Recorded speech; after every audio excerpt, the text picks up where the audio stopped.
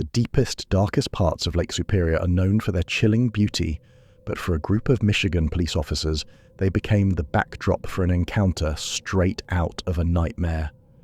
This isn't just a story, it's a true, terrifying account of unexplained events that unfolded in the Midnight Zone, an experience so profound it defies all logic. Before we dive into this case file, I need your help. We're pushing to reach 1,000 subscribers by New Year's, and we're posting daily videos to bring you the most chilling, unexplained stories out there. If you're ready to journey into the unknown with me, hit that subscribe button right now.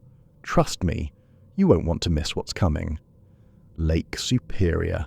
Even the name demands respect. At 1,333 feet deep and containing 10% of the world's fresh surface water, it's less a lake and more an inland sea with a memory. The water stays near freezing year-round, cold enough that bodies don't surface the way they do in other waters. They stay down there, suspended in the dark, unchanged by time. Over 350 ships rest on the bottom, their crews still inside, and the Ojibwe people who've lived on these shores for thousands of years will tell you the same thing their ancestors knew. Gitche Gumee keeps what it takes. The Edmund Fitzgerald went down in 1975 with 29 souls aboard. The ship broke apart so fast no one had time to call for help. Just there one moment, gone the next, swallowed by waves tall as houses during a November storm that old sailors still talk about in hushed voices. Those 29 men are still down there, 530 feet below the surface, and if you ask anyone who's worked these waters long enough, they'll tell you something else too. The lake's been waiting for a 30th ever since. This is what happened to Sergeant Colin Hartley on February 9th, 2023. This is why he'll never go near Lake Superior again. Colin grew up in Marquette with the lake as his backyard. By 34, he'd spent a decade with Michigan State Police Marine Services, specializing in ice rescue. 200 successful rescues, more commendations than he had wall space for, and a reputation for staying calm when everyone else was losing their minds. He knew Superior's moods, its tricks, the way thin ice sounded different from safe ice, where the currents ran treacherous under deceptively calm surfaces. But knowing the lake and understanding it are two different things. Colin's grandfather tried to teach him that distinction. The old man had been a Great Lakes sailor who knew several of the Fitzgerald's crew, and he'd disappear for days on fishing trips, coming back with stories that made Colin's mother roll her eyes.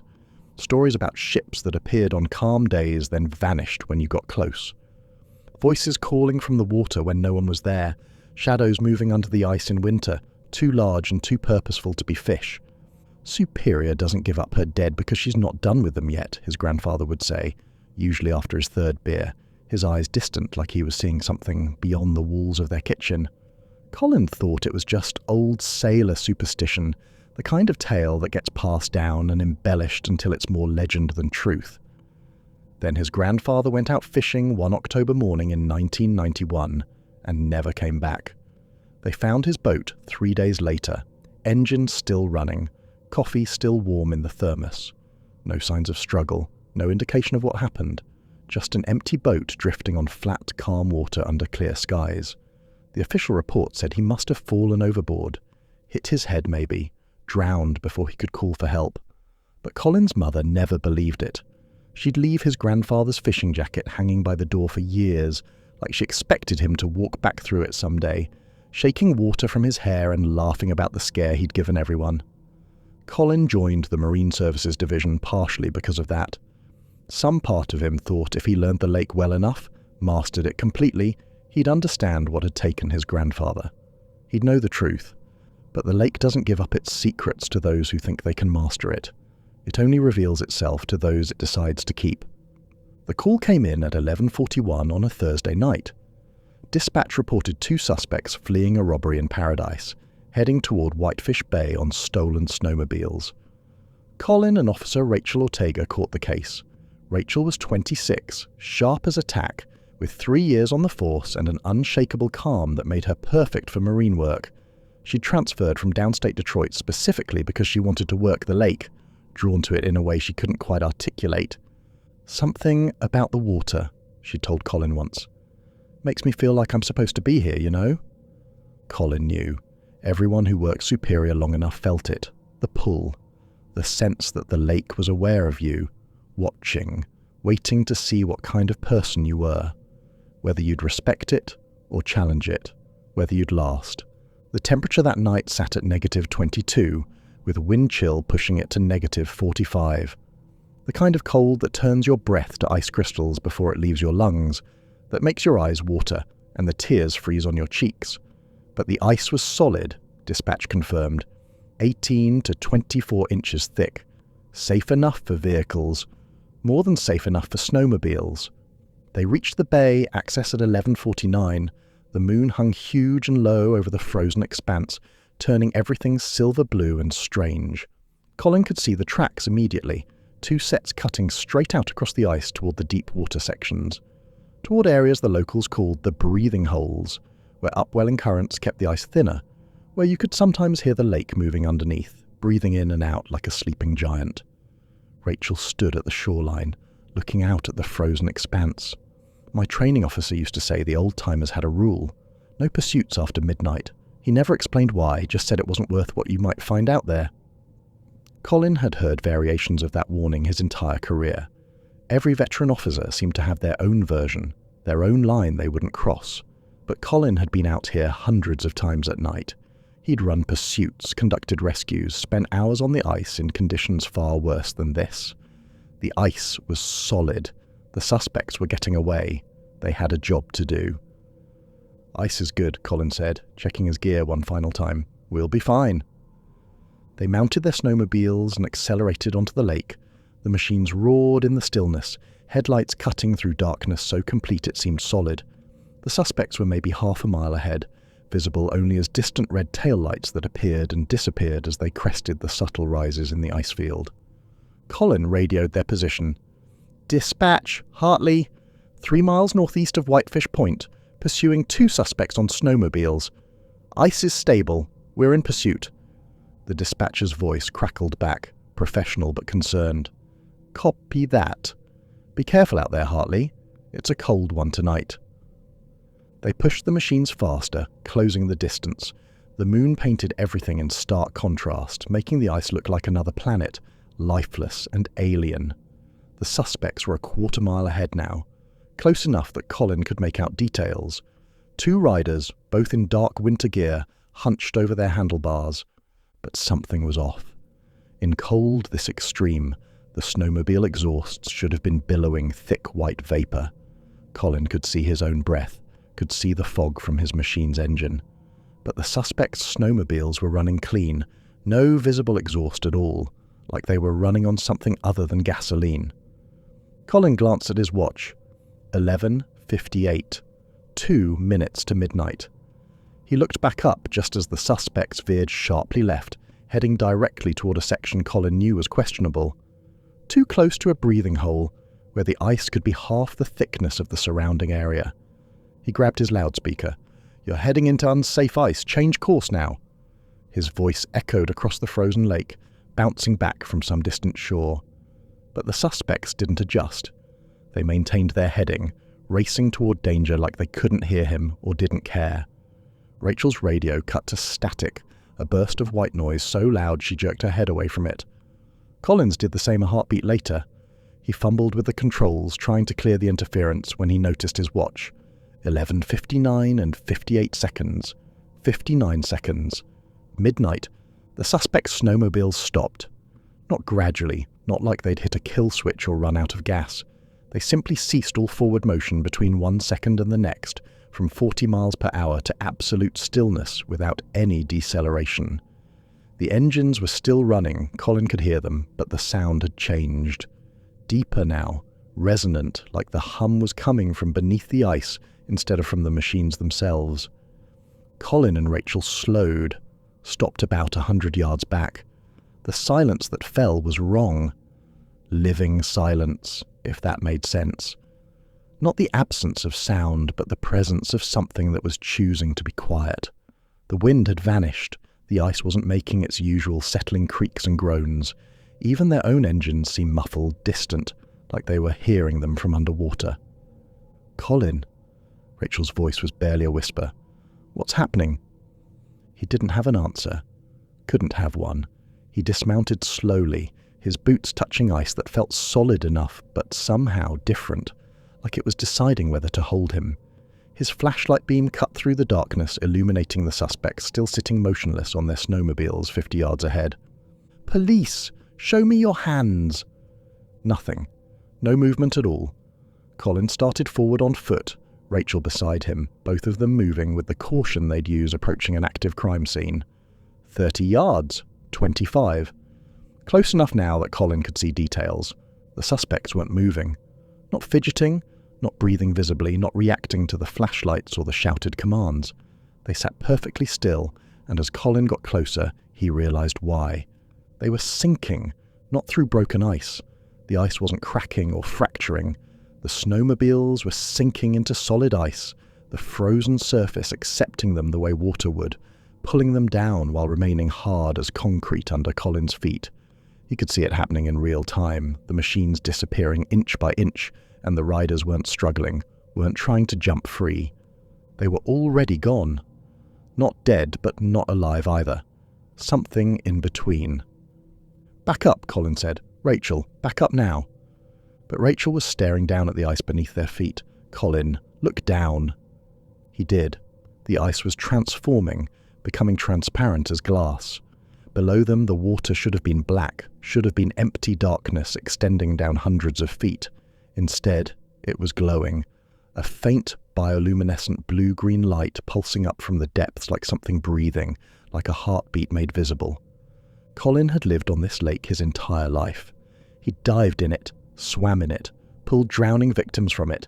He'd never seen it glow. There was nothing in Lake Superior that produced bioluminescence. Nothing natural anyway. The light was rising from deep water, from the kind of depths where the pressure should crush anything living, where the cold should kill instantly. And in that light, Colin saw shapes, not vague forms or tricks of shadow, clear, distinct silhouettes of people standing upright on the lake bottom.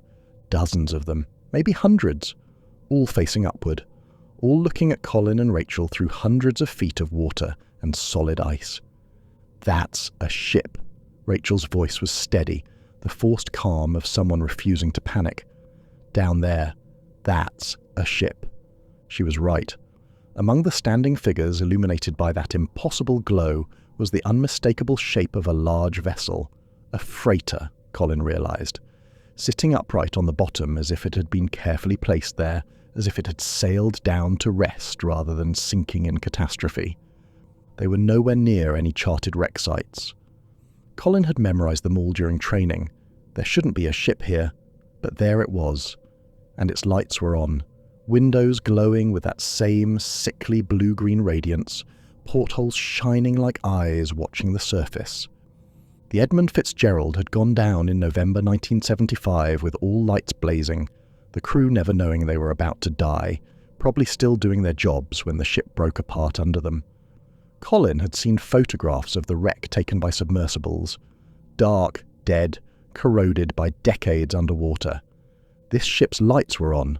After 48 years in 530 feet of water, something was still drawing power, still illuminating those windows, still keeping watch.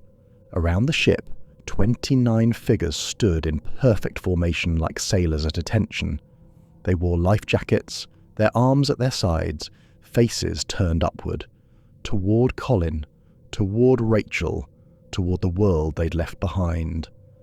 Colin's hand trembled as he focused his flashlight on the nearest figure. The beam barely penetrated the ice, but it was enough. He recognized the face from the memorial photos in every maritime museum around Superior.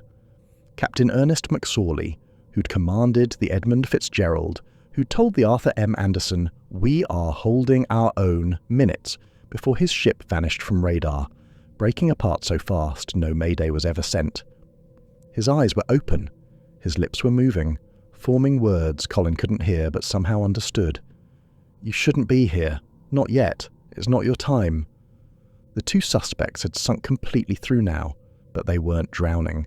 Colin watched them descending, still sitting upright on their snowmobiles, riding them down into the abyss like an elevator to hell.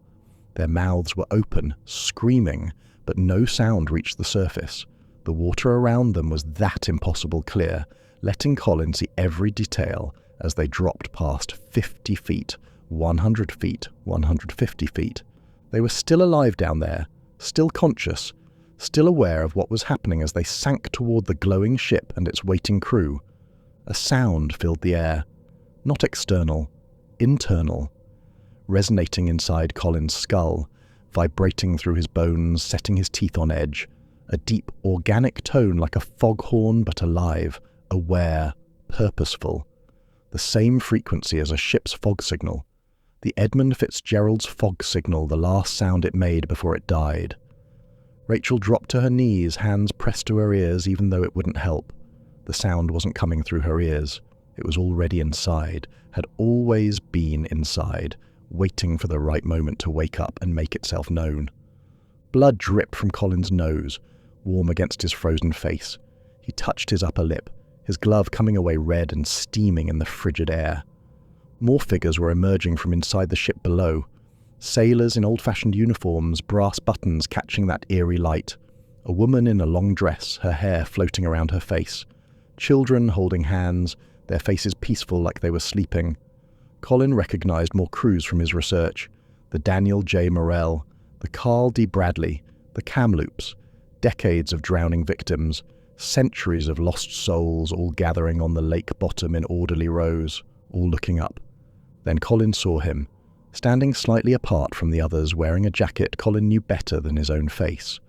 Olive green canvas with brown collar, 3 buttons missing on the left side, a rip in the right pocket that his grandmother had never gotten around to fixing. His grandfather stood 300 feet below, and even through all that distance, even through water and ice and time, Colin could see his face clearly, could see him mouth words that came through crystal clear despite the impossibility of it. "Go back, Colin, you don't belong here yet. Go back before it's too late." Rachel was hyperventilating, her body temperature plummeting despite the insulated gear. She stared at something in the ice Colin couldn't see, her eyes wide and pupils dilated. "They're calling us," she whispered. "Can you hear them? They want us down there. They need us." Colin looked down and felt his heart stop. His reflection stared back at him from the transparent ice, but the reflection was wrong. It wasn't standing on the surface.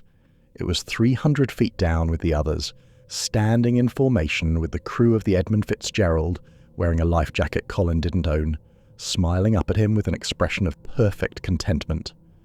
The reflection beckoned. "Come down. It's peaceful here. The cold stops hurting after a while. You'll never be alone." Cracks began spreading across the ice around them, but they weren't random fractures.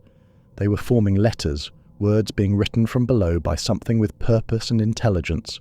Rachel read them aloud, her voice breaking. "Superior never gives up her dead." More cracks spread, more words appeared. 29 bells for the Fitzgerald. Then directly under Colin's boots, the ice spelled out, "You are the 30th. The realization hit like a physical blow. The Edmund Fitzgerald sank with 29 crew members, 29 souls lost in one terrible moment. But something down there in the deep places where light doesn't reach, something old and patient and hungry, that something wanted an even number, wanted completion, had been waiting almost 50 years for one more. "We're leaving." Colin grabbed Rachel's arm, hauling her to her feet. "Right now. Move." But moving was harder than it should have been.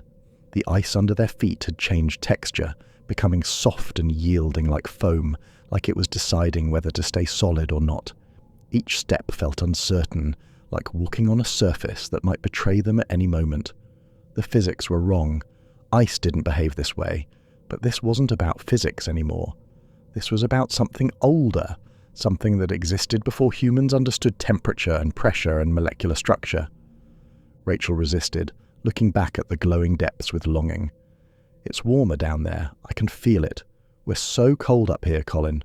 Why are we so cold when it's warm down there?" Colin slapped her, hard enough that the crack echoed across the ice, hard enough to snap her back to reality. She blinked, focused on his face, and horror dawned in her eyes as she realized what she'd been saying, what she'd almost done. "Oh God, I almost let go, Colin, I felt myself letting go." They ran for the snowmobile, but the ice was fighting them now. Not breaking, not collapsing, but resisting like they were running through water. Behind them, below them, the figures were moving, no longer just observing. They were walking upward through the water, defying gravity and physics and everything Colin understood about how the world worked. His grandfather was among them, walking with the others, his face sad and apologetic but determined. He kept coming, kept rising through the water, getting closer to the ice surface with every step. Ahead of them, between them and their snowmobile, a section of ice simply ceased to exist. One moment solid, the next moment open water, black and calm as oil. No transition, no crack spreading, no sound of breaking. The ice just decided to not be there anymore, revealing water that didn't behave like water should. No waves, no current, just perfect stillness. Something rose from that opening. A hand first, grey and perfectly preserved, wedding ring glinting in the moonlight. Then a head, water streaming from hair and beard, mouth open and water pouring out, but the face somehow peaceful, accepting. Captain McSorley stood chest-deep in the opening, water running from him in streams that froze before hitting the ice. His eyes were milky but aware, focused on Colin and Rachel with an intelligence that had survived decades underwater. When he spoke, his voice burbled and gurgled, but the words were clear.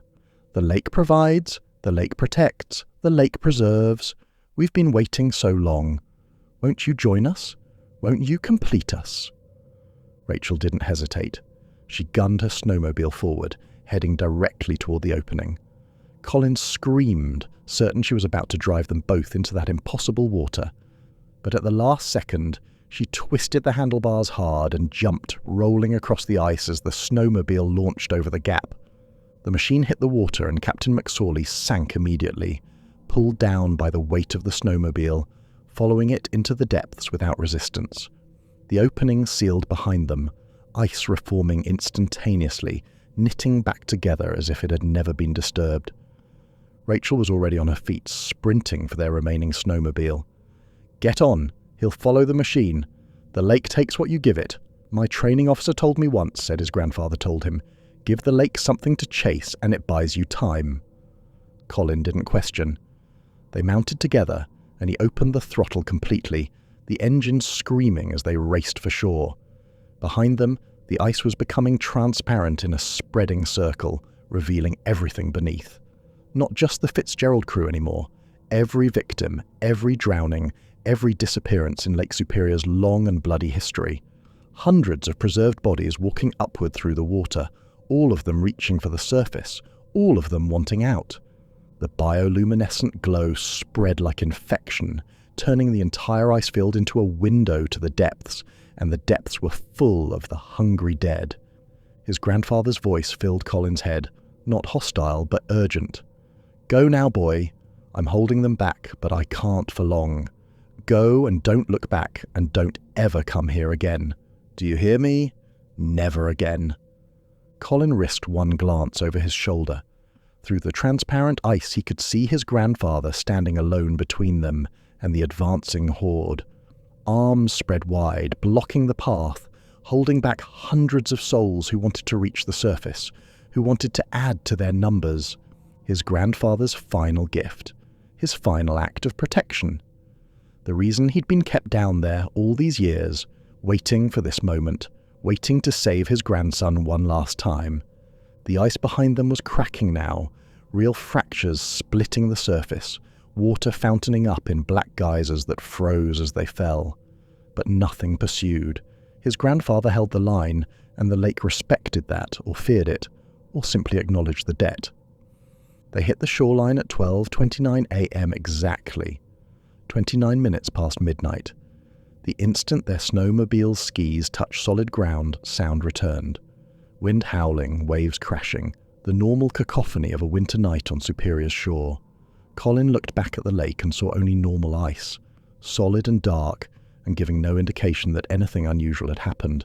Just Lake Superior in February, cold and vast and keeping its secrets, They collapsed on the frozen shore, bodies finally giving in to hypothermia and shock. Colin managed to trigger his emergency beacon before everything went grey. He remembers hands on him, voices asking questions he couldn't answer, warmth that felt like fire after the supernatural cold of the ice. Backup found them within 15 minutes. Other officers searched the lake looking for the suspects. For Rachel's snowmobile, for any evidence of the pursuit, they found nothing. The ice showed no disturbance, no tracks except the ones leading back to shore, no open water, no cracks, no signs that anything had occurred. Body camera footage showed normal pursuit until exactly midnight, then 29 minutes of static, then them reaching shore. Everything between was gone, replaced by electronic snow. Colin tried to explain in the hospital, wrapped in heated blankets with an IV in his arm, and a psychiatrist taking notes. He tried to tell them about the glowing ship, the crew standing at attention, his grandfather holding back the dead so they could escape. The words sounded insane. Even to him, even having lived through it, the words didn't make sense in the bright, clean, rational world of the hospital. The diagnosis was severe hypothermia-induced hallucination, shared psychotic episode brought on by extreme cold exposure. They were placed on administrative leave with mandatory counselling. The case of the missing suspects was closed as lost to the lake, presumed drowned, though no bodies were found and no evidence they'd ever existed showed up anywhere. Rachel never spoke about it, not in counselling, not to Colin, not to anyone. She underwent evaluation, was cleared for duty after 6 weeks, and immediately requested transfer to Detroit, as far from Superior as she could get while staying with Michigan State Police. The request was approved without question, but Colin couldn't let it go. During his leave, he researched obsessively. The Edmund Fitzgerald sank November 10th, 1975 in a storm that veteran sailors still call the worst they'd ever seen. 30-foot waves, winds over 60 miles per hour, visibility near zero. Last communication from Captain McSorley at 7:10 p.m.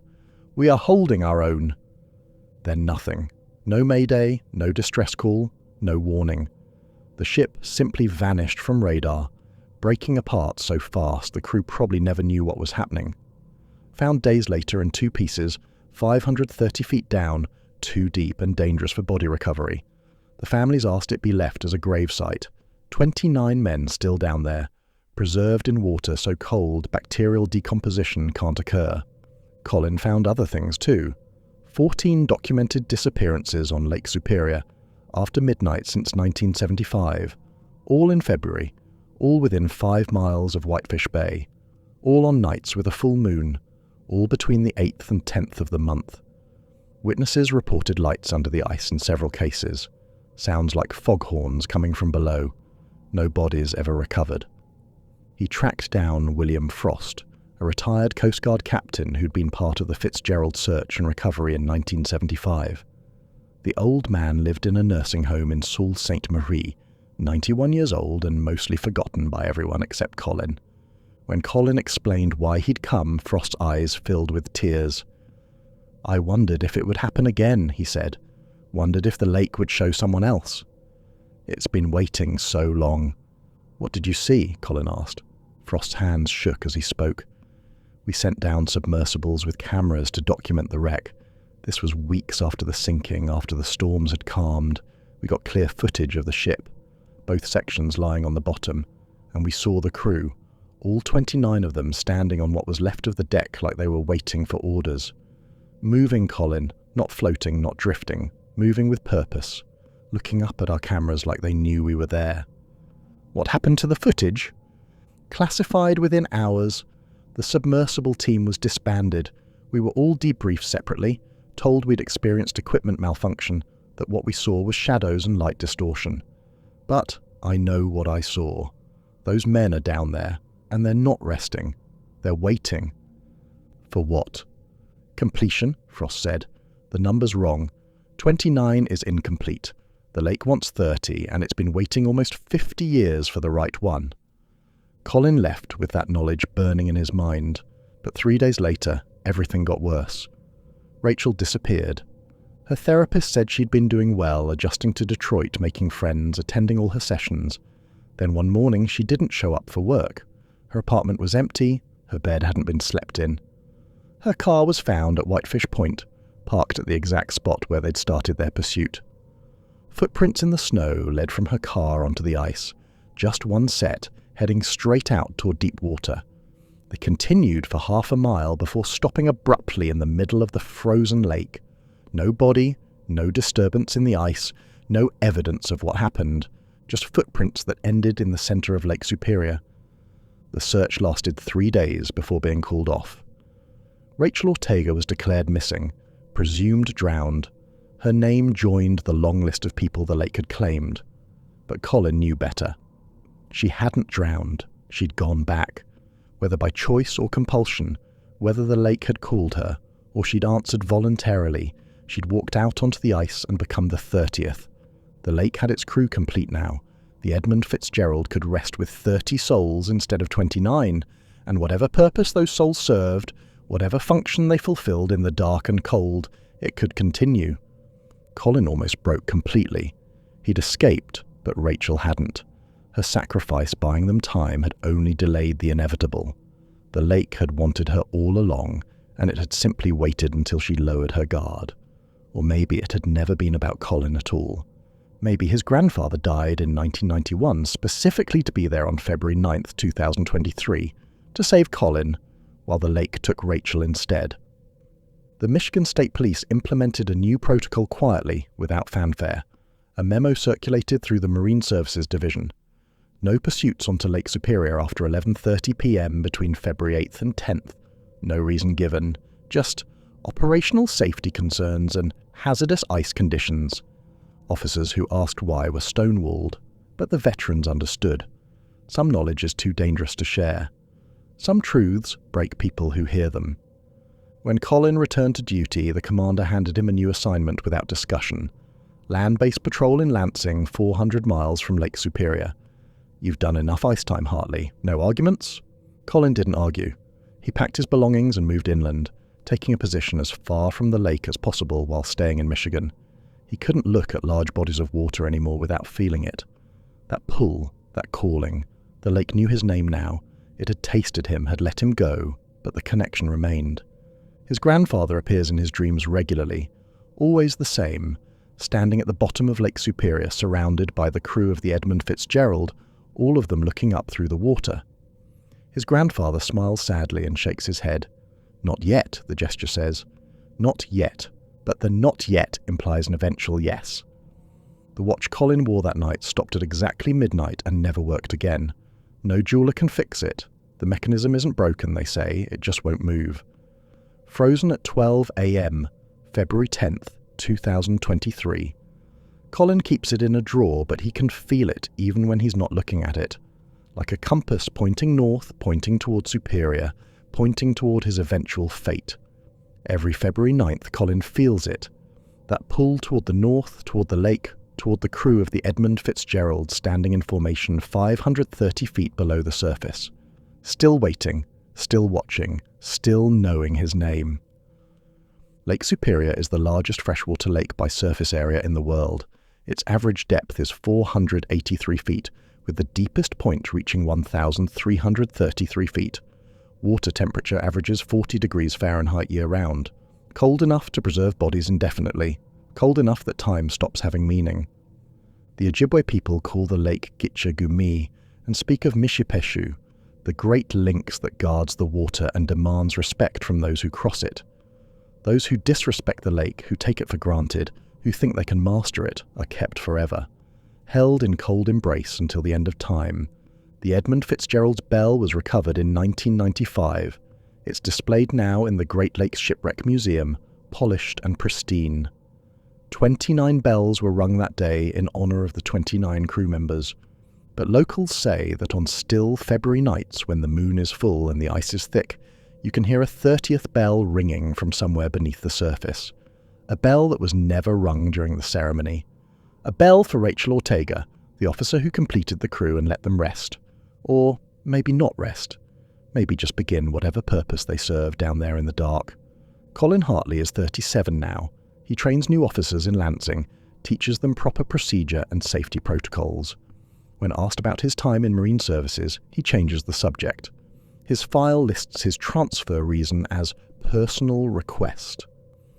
In a sealed incident report buried deep in the state police archives, there's a single line written in Colin's hand, dated February 10th, 2023. I saw the crew of the Edmund Fitzgerald. They're still down there. They're waiting, and God help, whoever becomes the next one they call. But he knows Rachel was the 30th. She answered the call, which means the count has started over. The lake is looking for a new crew now, building its numbers one soul at a time, for purposes Colin can't begin to understand. To this day, Michigan State Police will not pursue suspects onto Lake Superior after midnight between February 8th and 10th. Officials cite ice conditions and safety protocols. They show statistics and charts. But Colin knows the truth. Lake Superior isn't just a lake. It's a keeper of souls, a collector of the lost, and it's never done collecting. The Edmund Fitzgerald went down with 29 souls in 1975. Somewhere in the deepest parts of Superior, they stood waiting for almost 50 years. Now they have their 30th, and the lake is satisfied. For now.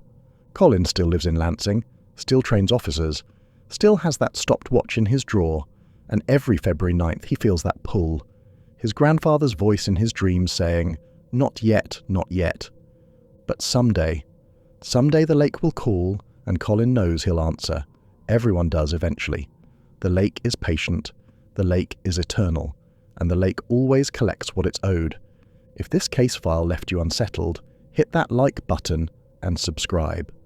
We're racing to 1,000 subscribers by New Year's, with daily videos covering the most terrifying unexplained cases. Drop a comment if you've experienced anything strange on the Great Lakes. Some say these waters have memory, some say they have purpose, and maybe, just maybe, they're right. Stay vigilant, and I'll see you in the next case file, if the lake lets me.